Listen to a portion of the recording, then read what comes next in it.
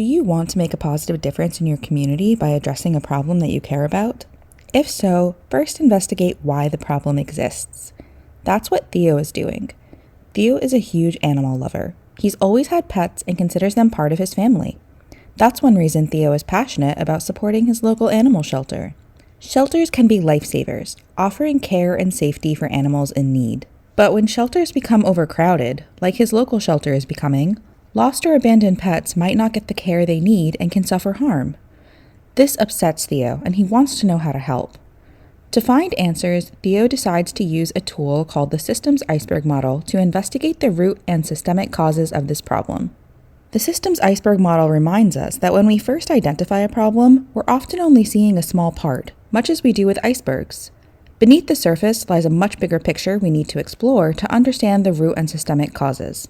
Theo's first step is to describe what he observes happening.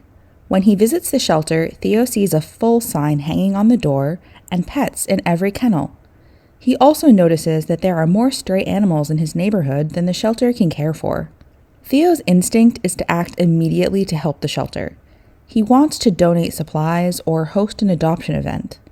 But then he realizes that while donations or an adoption drive could help some animals in the short term, these actions won't prevent the problem from recurring. Theo realizes that to have a long-term impact, he needs to ask why is the shelter overcrowded to discover the underlying causes of the problem.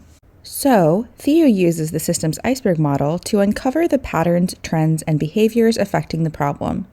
He interviews shelter staff and learns that some people adopt animals only to return them when they realize they lack the knowledge, time, or resources to care for them.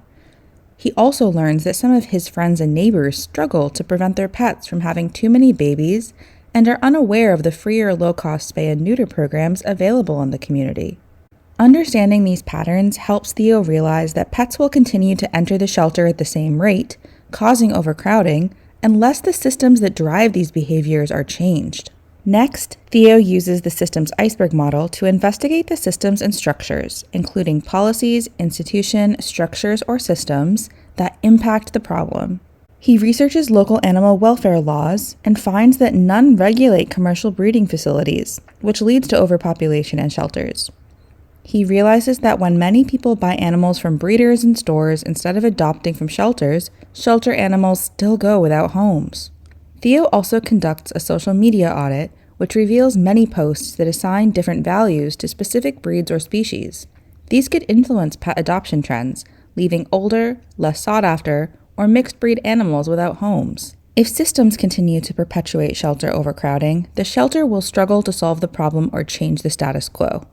To dive deeper, Theo uses the Systems Iceberg model to explore some mental models, or values, beliefs, and mindsets, that influence how people think and act in relation to the problem. He conducts an anonymous community survey on attitudes towards pets and shelters.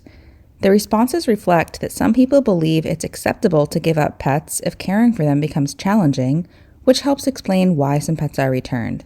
Others believe that some species or breeds are easier to care for, or that certain breeds can be dangerous, which may influence social media trends and cultural norms and explain why some people prefer buying specific breeds from breeders rather than adopting animals from shelters. Theo believes that all animals are intrinsically valuable and deserve caring, safe homes. He wants to encourage more people to feel this way and act on it.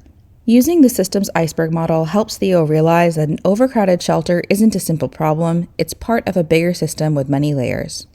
The problem he sees on the surface is just what's happening right now. To understand why it's happening, he needs to understand the patterns, trends, and behaviors affecting the problem, systems and structures impacting the problem, and mental models shaping people's perceptions and actions. Now that Theo understands more about what's causing overcrowding at his local shelter, he can consider the changes needed and the meaningful, sustainable, and ethical actions he can take to address the problem. No matter what problem you want to solve, you can use the Systems Iceberg model to discover what's happening beneath the surface.